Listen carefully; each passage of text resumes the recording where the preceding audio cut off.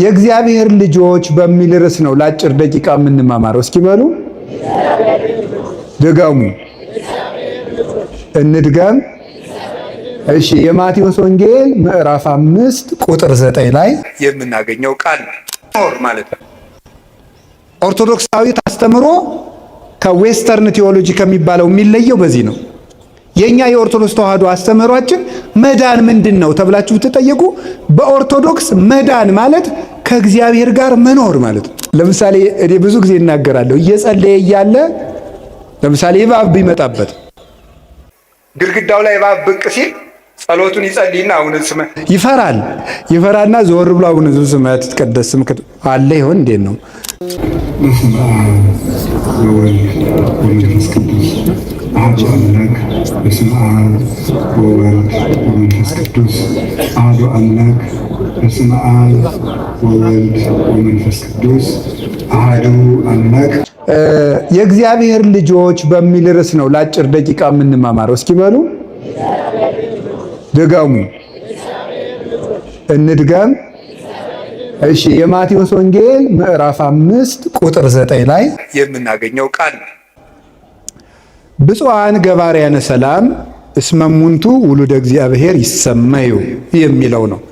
የእግዚአብሔር ልጆች እርቅን የሚያደርጉ ሰዎች ንዑዳን ክቡራን ናቸው፣ እነርሱ የእግዚአብሔር ልጆች ናቸውና ይባላሉና ብሎ ጌታ ራሱ በምድር ተገልጦ ሲያስተምር የተናገረው ነው። አሁን እኔ ዛሬ የምነግራችሁ እዚህ የተሰበሰብነው የእግዚአብሔር ልጆች ስለሆንን ነው። የምናስቀድሰው የእግዚአብሔር ልጅ ለመሆን ነው። ንስሐ የምንገባው የእግዚአብሔር ልጅ ከመሆን እንዳንነጠል ነው። የምንጾመው የእግዚአብሔር ልጆች ለመሆን ነው። የምንመጸውተው የእግዚአብሔር ልጆች ለመሆን። በአጠቃላይ የክርስትና የመጽሐፍ ቅዱስ መጨረሻው ምንድን ነው ሲባል ማዕከሉ ሰዎችን የእግዚአብሔር ልጅ ማድረግ ነው። እዚህ የተሰበሰብንበት ዓላማ የእግዚአብሔር ልጅ ለመሆን ነው። ሰው ቅዳሴ የሚማረው የእግዚአብሔር ልጅ ለመሆን ነው። ሰው የቅኔ መምህር የሚሆነው የእግዚአብሔር ልጅ ለመሆን ነው። ሰው የድጓ መምህር፣ የዝማሬ መምህር፣ የመጽሐፍ መምህር የሚሆነው የእግዚአብሔር ልጅ ለመሆን ነው። ሰው በተክሊል የሚያገባው የእግዚአብሔር ልጅ ለመሆን ነው። ሰው የሚመነኩሰው የእግዚአብሔር ልጅ ለመሆን ነው። ሰው ጳጳስ የሚሆነው ለሊደርሽፕ አይደለም፣ የእግዚአብሔር ልጅ ለመሆን ነው። ማንም ሰው የእግዚአብሔር ልጅ ነው። የእግዚአብሔር ልጅ ለመሆን ነው እዚህ የተሰበሰብነው። የምንኖርበት ዓላማ የእግዚአብሔር ልጅ ለመሆን ነው። አንዳንድ ጊዜ መንገዱን መዳረሻውን ካላወቁ መንገዱን ይስቱታል አይደለም? የእግዚአብሔር ልጅ ለመሆን እንደምንኖር ካልገባን መንገዳችን ምን እንደምናደርግ አይገባንም ማለት ነው። የእግዚአብሔር ልጅ መሆን ማለት እሱን መምሰል ማለት ነው። አርአያውን አምሳሉን መፍጠር መምሰል። በነገራችን ላይ ኃጢአት ማለት ምን ማለት መሰላችሁ? ኃጢአት በዕብራይስጥ ቋንቋ ካታህ ይባላል። ካታህ ማለት ቱሚስ ዘጎል ማለት ነው። ምን ማለት ነው? ነጥቧን መሳት ማለት ነው። ዓላማን መሳት ወይም ደግሞ መመታት የነበረውን ዓላማ መሳት ማለት ነው። ኃጢአት ማለት እንደሱ ነው። ዓላማን መሳት ማለት ማለት ነው። ሰው የተፈጠረው እግዚአብሔርን ለመምሰል ነው። ስለዚህ ሲበድል ዓላማውን ሳተ ይባላል። ዓላማውን ሳተ። ኃጢአት ማለት ይሄ ነው ፍቺው። ኃጢአት እግዚአብሔርን ከመምሰል መሳት ማለት ነው። ዓላማን መሳት ማለት ጎልን ማሳካት ወይም ደግሞ ቱሚስ ዘማርክ ይባላል። እሷን የተሰመረችልን መስመር ነጥቧን መሳት ማለት ነው። ሄደ ሳትነካት መቅረት ማለት ነው። ስለዚህ ኃጢአት ማለት እንደተፈጠርክበት ዓላማ ሳትኖር መቅረት ማለት ነው። እሱ ነው ኃጢአት ማለት። ጽድቅ ማለት ደግሞ እግዚአብሔርን መምሰል ማለት ነው። በኦርቶዶክስ ተዋህዶ አስተምሮ መዳን ማለት ከቅጣት ማምለጥ ማለት አይደለም። መዳን ማለት ከእግዚአብሔር ጋር መኖር ማለት ነው። ኦርቶዶክሳዊት አስተምሮ ከዌስተርን ቲዮሎጂ ከሚባለው የሚለየው በዚህ ነው። የኛ የኦርቶዶክስ ተዋህዶ አስተምህሯችን መዳን ምንድን ነው ተብላችሁ ብትጠየቁ በኦርቶዶክስ መዳን ማለት ከእግዚአብሔር ጋር መኖር ማለት ነው። እግዚአብሔርን መምሰል የቴዎሎጂ መምህራን ቲኦሲስ የሚሉት ነው። የግሪክ ቃል ነው። ቲኦሲስ ማለት እግዚአብሔርን መምሰል ማለት ነው።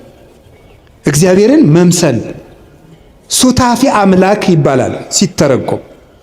ለሱ ነው የተፈጠርነው። ስለዚህ ለምንድን ነው የምውለው ብትሉ እግዚአብሔርን ለመምሰል። ለምንድን ነው የምናድረው? እግዚአብሔርን ለመምሰል። ባልና ሚስት በተክሊል ባይጋቡ ምን አለ? እግዚአብሔርን ስለማያስመስላቸው። ሳይቆርቡ ቢጋቡ ምን አለ? እግዚአብሔርን ስለማያስመስላቸው። ቢፋቱ ምን ችግር አለ? እግዚአብሔርን ስለማይመስሉ። የምንሰራው ስራ ሁሉ እግዚአብሔርን ለመምሰል ነው። ይገርማቸዋል። የተፈጠርንበት ዓላማ የእግዚአብሔር ልጅ ለመሆን ነው። እሱ ነው የምናደርገው። አሁን እንዳልኳችሁ ለምሳሌ ጋብቻን ስትወስዱ ጋብቻ ምንድን ነው ተብለው ሲጠየቁ the dwelling of Jesus Christ through marriage ይላሉ የቴዎሎጂ ሊቃውንት። ኦርቶዶክሳዊ ጋብቻ ማለት የኢየሱስ ክርስቶስ በጋብቻ ውስጥ መኖር ነው ይላል። በጋብቻ ውስጥ መኖር ሁለት ጾታዎች አንድ ላይ ስለኖሩ ሶሻል ኮንትራት ይባላል እንጂ ጋብቻ ይባላል። ኦርቶዶክሳዊ ጋብቻ የሚባለው ምንድን ነው? ክርስቶስ በዚያ ውስጥ ሲኖር ማለት ነው። ስለዚህ ክርስቶስ የሌለበት ነገር ሁሉ፣ እግዚአብሔርን የማንመስልበት ነገር ሁሉ ፍሬ የለው። እዚህ የቆምነው እግዚአብሔር ክርስቲያን የሆነው ተቋም ውስጥ ለመሳተፍ አይደለም፣ እግዚአብሔርን ለመምሰል። እግዚአብሔርን ለመምሰል እኛ ሰይጣንን ሩጠን ለማምለጥ አይደለም ክርስቲያን የሆነው፣ እግዚአብሔርን ለመምሰል ነው። አንድ ክርስቲያን ሰይጣንን ለማጥቃት ዓላማ አድርጎ ሲኖርና እግዚአብሔርን ለመምሰል ዓላማ አድርጎ ሲኖር የተለያዩ ነገሮች ናቸው። ሰው እግዚአብሔርን ለመምሰል በሚያደርገው ሩጫ ሰይጣን ሲቃወመው ሰይጣንን ተቃውሞ ያጠፋል እንጂ ሰይጣንን ለመቃወም የሚባል ክርስትና የለም። አሁን አንዳንድ ጊዜ አለ አንዳንድ ሰው ለምሳሌ እኔ ብዙ ጊዜ እናገራለሁ። እየጸለየ እያለ ለምሳሌ እባብ ቢመጣበት ግድግዳው ላይ እባብ ብቅ ሲል ጸሎቱን ይጸልይና አቡነ ዘበሰማያት ይፈራና ዞር ብሎ አቡነ ዘበሰማያት ይትቀደስ ስምከ አለ ይሆን እንዴት ነው እንደ ትምጻ መንግስትከ ሄደ እንዴ ደግሞ ውዳሴ ማርያም ጨርሶ እስካሁን አላቃጠልኩትም እንዴ እያለ እየዞረ ያያል። ዓላማው እባቡን ለማሸሽ ከሆነ ጸሎቱ እባቡ ፍንክች አይሄድም። ዓላማው የጸሎቱ ዓላማ ክርስቶስን ፍለጋ ከሆነ ግን እባቡ ሰከንድ አይቆይም። ስለዚህ አያችሁ የጉዳያችን የትኩረት አቅጣጫ መለወጥ አለበት። ሰው ክርስቶስን ብሎ ይጸልያል እንጂ ሰይጣንን ለማጥቃት አይደለም የምንጸልየው።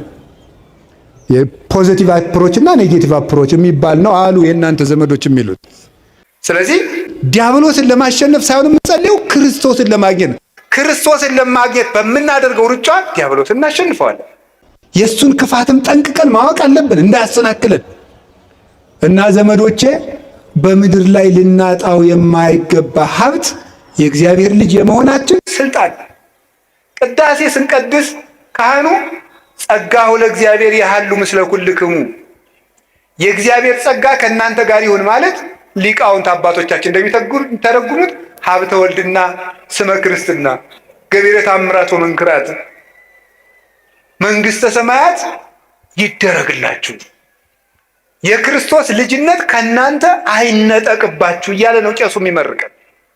ጸጋሁ ለእግዚአብሔር ማለት ክርስቶስ በነፃ የሰጣችሁ ልጅነታችሁ አትወሰድባችሁ።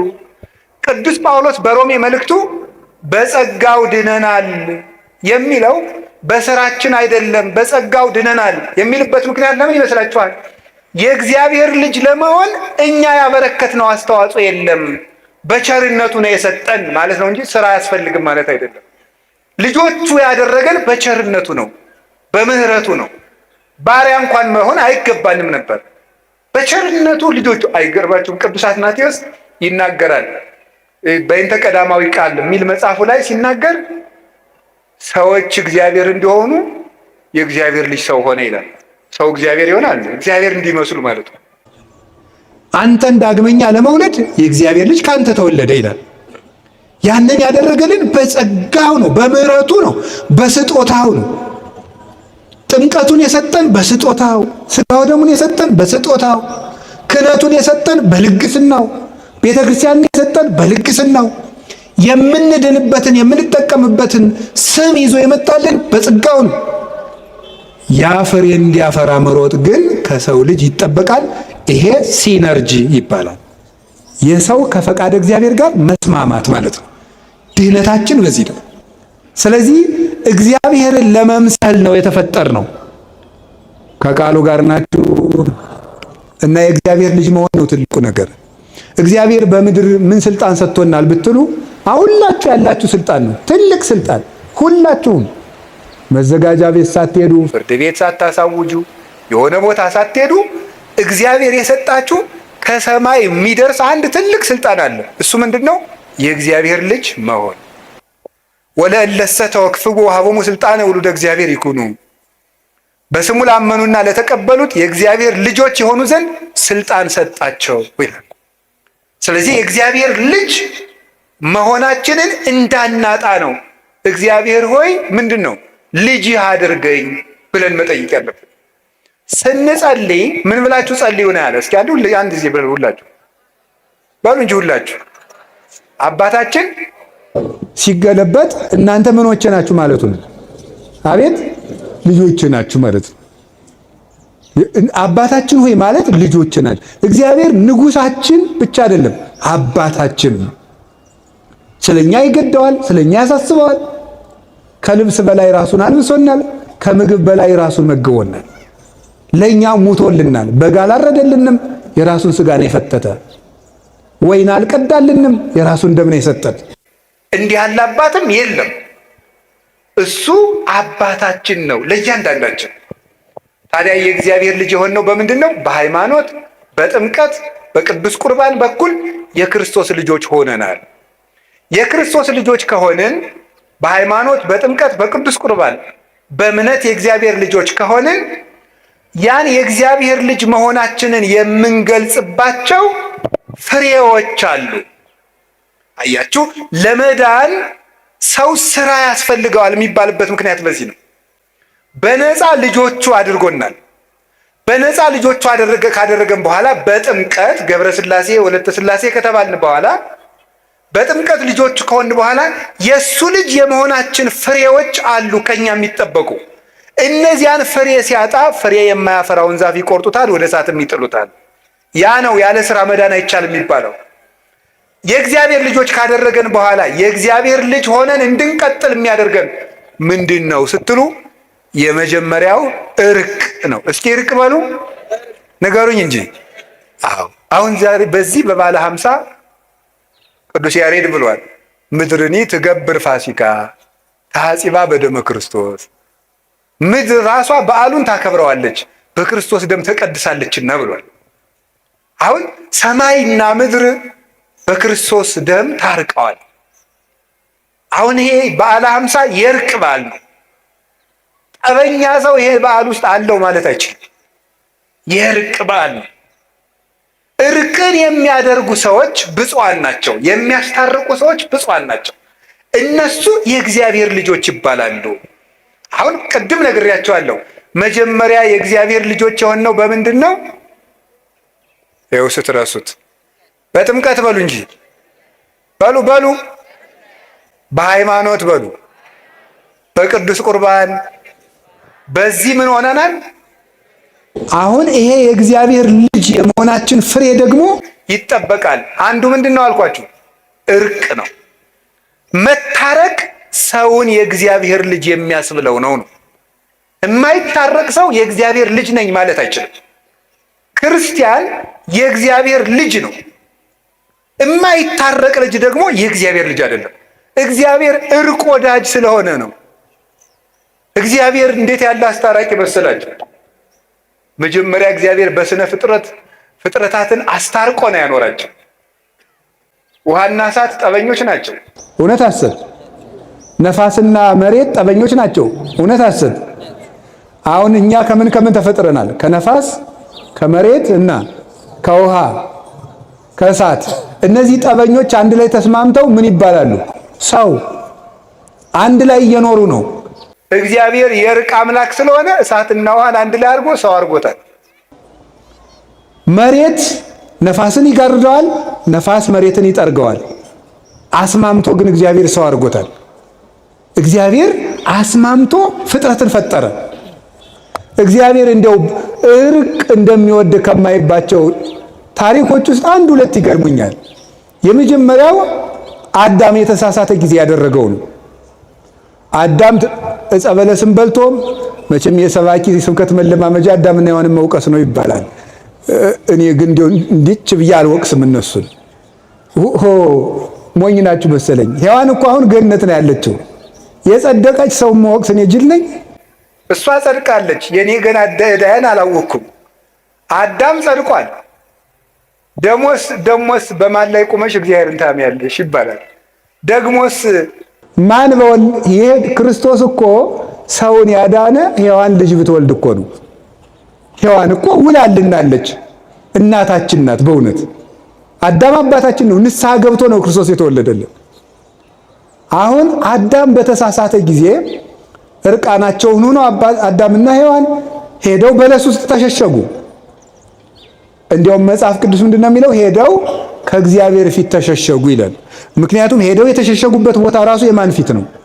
የእግዚአብሔር ፊት ነው። አዳም እግዚአብሔር አዳምና ሔዋን ያሉበትን እያወቀ እንዲሁ ይገርማል እኮ አመጣጡ። በሰርክ ጊዜ ይሄን የገነቱን ቅጠሉን ምኑን ኮሽ ኮሽ ኮሽ ኮሽ እያደረገ አዳም በየት ነው ያለ እያለ መጣ። አይገርማችሁም? አዳም አላየው መስሎ ነው ቢለውስ አንተ ቀጣፊ መጀመሪያ እንዲህ ከመሽሎክሎክ አትብላ ያልኩህን እንጨት ለምን በላ? አሁንም እያየው ነው እዚያ ዛፉ ስር ነው ያለ አይለውም ነበር? ቸርና ሰው ወዳጅ የሆነ እግዚአብሔር አዳም ወዴት ነህ? ይኸውላችሁ በግ ያጠፋ ልጁን እንደሚፈልግ አባት እኮ ነው። አባት በግ ጠብቅ ልጅ ብሎ ልጁን ያሰማራዋል።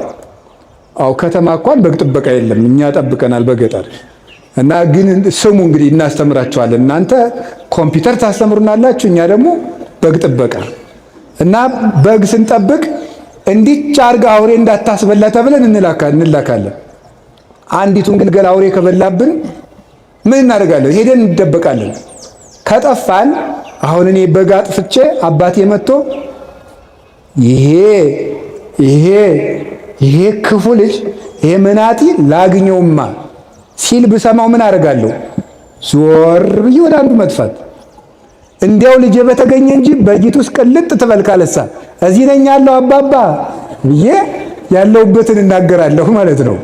ርኅራኄውን አይቼ አልተቆጣኝም ማለት አዳም እንዲጽናና ይህስ እግዚአብሔር ሊምረኝ ነው እንዲል የሚያውቅ እግዚአብሔር የማያውቅ መስሎ አዳም ወዴት ነህ አለው። እዚህ ነኝ ያለው። ምን ሆነ ነው አለው። የሆነውን አያውቅም እግዚአብሔር። ንገሩኝ እንጂ ያያችሁ ጭንቀቱን መስማት ፈልጎ ነው ሊያናግረው ቢሻ ይላሉ ሊቃውንቱ። እንደዚህ አሁን አንዳንድ ሰው ይሉላችሁ ችግር መጥቶ ሲነግራችሁ፣ ለምሳሌ ብር ያላችሁ ሰዎች ከሆናችሁ ድሃ መጥቶ ወግ ሲያወጋችሁ ወግን አሳጥረውና ብር ነው የፈለግ አይባልም። ችግሩን አስጨርሶ ማዳመጥ ይገባል። ብር ከሚወረውር ሰው የሰማ ሰው ይበልጣል። ጭንቀቱን የሰማ አይዞ እኔም እንዳንተ በዚህ ዘመን ችግረኛ ነበርኩኝ፣ አይዞ ያልፋል፣ እኔም ደግሞ እንዲተጋግዛለሁ ሲሆን ሲያለቅስ አብሮ ማልቀስ ይገባል። በቀር ግን ምንድነው ዝም በል አንተ ጉዳይ ገብቶኛል፣ አጠር አድርገው ብዙ ጉዳይ አለብኝ መስማት የምትችሉበት እድል ከሌላችሁ ለሌላ ቀን ቅጠሩት። ሰው ዛሬ ያጣ የሚሰማው ሰው ነው። እኛም አንሰማም፣ ሌላውም አይሰማም። እዚህ ውስጥ ብዙ ሰምና ወርቅ አለ። በቃ ሌላውም አይሰማም። በቃ እና እኛም አንሰማም። ሚስትም ባሏን አትሰማም፣ ባልም ሚስትም አይሰማም። ውሎ ገብቶ ሰው አይደማመጥም። እንደ ዝንጀሮ ስልኩን ይዞ ጉጭ ነው፣ የሚሰማ የለም። በጣም አስቸጋሪ ነው በእውነት ማለት ነው። የሚሰማ ሰው ከጠፋ ዓለም የሚጠፋ ጆሮ ሲጠፋ ነው። ሁሉ አፍ ከሆነ ችግር እኮ ነው። ይገርማችኋል እኮ አንድ የአሜሪካ ሳይኮሎጂስት አሜሪካ ውስጥ ሁሉ ተናጋሪ ሆኗልና ጆሮ እየጠፋ ነው፣ ጥቂት ቆይታ አሜሪካ ሳትጠፋ አትቀርም ብሏል። መጽሐፉ ላይ ነው እንደዚህ ያለው። ሁሉ ሊቅ ነው። በሚዲያ ሁሉም እየለፈለፈ ስለሆነ ሳይንቲስቶች ቦታ እያጡ ነው ብሎ ጽፏል። እሱ እንኳን ማለት ነው። አፍ በስቶ ጆሮ ካነሰ ተፈጥሯችን ተገላበጠ በሉት። ምክንያቱም እግዚአብሔር የሰጠን ሁለት ጆሮ ነገሩ እንጂ ይሄ ማለት ብዙ ሰምታችሁ አሁን ደግሞ ሁለት አፍ ስንት ጆሮ ነው ያለ? ዜሮ ጆሮ። ጆሮ የለም አፍ ብቻ ነው። በቃ ወጥቶ መለፍለፍ ወጥቶ መለፍለፍ ወጥቶ መለፍለፍ። እኔማ እንደው ይገርመኛል። በስመ አብ ወወልድ ወመንፈስ ቅዱስ አሐዱ አምላክ። ኧረ እንደ በርበሬ ይከነክናል ይሄ መለፍለፍ። እንዴ ነውር እኮ ነው። እውነቴን ነው። እንደው አንድ ባይታዊ ቤቱና ሲለማመድ መጀመሪያ ከሚሰጠው ልምምድ አንዱ በቀን 20 ደቂቃ ዝም በል የሚል ነው። ቢያንስ ዝም ማለት እስቲ በቀን 20 ደቂቃ ዝም በል። ዝም ስልካችሁንም ትታችሁ እንዲምራችሁ እጃችሁ እግራችሁ። አሁን እኮ ሰው ምንም በቃ በጣም ምንም መረጋጋት የሚባል የለም። ይሄን ራስ አሁን ትንሽ ወሬ ልታናግሩት ራሱን ሲያክ እጁን እንደዚህ ሲያረግ እንደዚህ ሲል ያስጨንቃል፣ ያሳዝናል። በውስጣችን መረጋጋት የሚባል ነገር የለም። ያንን እንድናገኝ የሚያስፈልገው እግዚአብሔር አዳምን ሰማው። እኛም ወንድሞቻችንን እንስማቸው፣ እህቶቻችንን እንስማ። የሚሰማን ሰው እግዚአብሔር ይሰማዋል። ስምዑኒ ደቂቀ እስራኤል እግዚአብሔር ይስማይክሙ አይደል ያለ? የጌዴዎን ልጅ ሄዶ ምንድነው ያለ? የእስራኤል ልጆች ሆይ እናንተም ስሙኝ እናንተንም እግዚአብሔር ይስማችሁ ብሏል። የሚሰማ ሰው ሰሚ ያገኛል። እግዚአብሔር አዳምን ሰማው። ተከትሎ ሄዶ አዳምን አባብሎ ታርቆት መጣ። አዳም በላ፣ ራሱ ኮበለለ። እግዚአብሔር ያለበት ዛፍ ድረስ ተከትሎ መጥቶ ታረቀው። አሁን ዛሬ ታረቁ ሲባል እኔ አልታረቅም። ቀጥሎስ እንደው ትንሽ ሻል ያለ ሰው ካለ ባይሆን እሱ ይምጣ እንጂ ያለድም ያጠፋ እሱ ይባላል። እግዚአብሔር ግን መጥቶ ነው የታረቀ። አዳምን ተከትሎ ሄዶ ታርቋል። እኛ ሰው ተከትለን ሄደን መታረቅ ሲገባን እየተከተሉ ምሕረት የሚለምኑንን ይቅርታ የሚጠይቁንን ሰዎች እንኳን ይቅርታ እናደርጋቸው። ይሄ ታዲያ የእግዚአብሔር ልጅ ያሰኛል? ስሳ ለሰላም ወዴግና ሰላምን ፈልጋት ተከተላት ይላል ቅዱስ ዳዊት። ፈልጋት ማለት ታረቅ፣ ተከተላት ማለት አልታረቅም ካለ ቤቱ ድረስ ተከትለ ሄደ ታረቀው። ለምነ ታረቅ፣ አንተ ለምነ ታረቅ። ሰውየው መምጣት ቢያቅተው ትዕቢት ነው እንደሚያደርገን። ውስጣችን ያለው ራስ ወዳድነት ነው እንዳንታረቅ የሚያደርገን። ስለዚህ የእግዚአብሔር ቤተሰቦች ተከትሎ ሄዶ የሚታረቅ መሸነፍ አይደለም። ኦርቶዶክሳዊ ሰው ተበድሎ ተከትሎ ሄዶ በር ቢዘጋበት አንኳክቶ የሚታረቅ ሰው ተሸናፊ አይደለም፣ እግዚአብሔርን ይመስላል። እርቅ መለመን እግዚአብሔርን ያስመስላል። እንዲሁ በሞት ያፈርሰውን ዛሬ የምነግራችሁ ዛሬ ከሰዓት ጀምራችሁ ለምናችሁ ቢሆን ታረቁ የተጣላችሁን ሰው። እንደዚያ ካደረገ የእግዚአብሔር ልጅ እንሆናለን። የእግዚአብሔር ልጆች ከሆን ደግሞ የእግዚአብሔርን ምሕረት እናገኛለን። ሳንታረቅ ምሕረት ብንለምን ኢትዮጵያ ምሕረት አታገኝም። ምሕረት የሌላቸው እየጨመሩ ነው የሚሄዱት። እርስ በርሳችን ከታረቅን ግን ምሕረት ይገባናል። ለሀገር ምሕረት ያመጣል እግዚአብሔር። ሰው ከልጁ ጋር መታረቅ አቅቶት፣ ከጎረቤት ጋር መታረቅ አቅቶት፣ ከዘመዱ ጋር እንደ ቅዱስ ዮሐንስ አፈወርቅ ይላል እግዚአብሔር ጠላቶቻችሁን ውደዱ ቢለን ወዳጆቻችንን ስንጠላ ብንገኝ እንደምን ያለ ፍርድ ይጠብቀን ይሆን ይላል። ጠላቶቻችሁን ውደዱ ብሎን ወዳጆቻችንን ስንጠላ ከተገኘንማ እንዴት ያለ ፍርድ ይገባን ይሆን? አሁን እኮ እግዚአብሔር ያሳያችሁ፣ ክርስቶስ ያመልክታችሁ። ሰው ቤቱ ውስጥ ሰላም አጥቶ የሀገር ሰላም ይላል። እኔ እውነቴን ልንገራችሁ፣ ኦርቶዶክሳውያን እንታረቅ፣ ለሀገር ምሕረት እንዲወርድ። ብዙ ደም እየፈሰሰ ነው፣ ይበቃናል።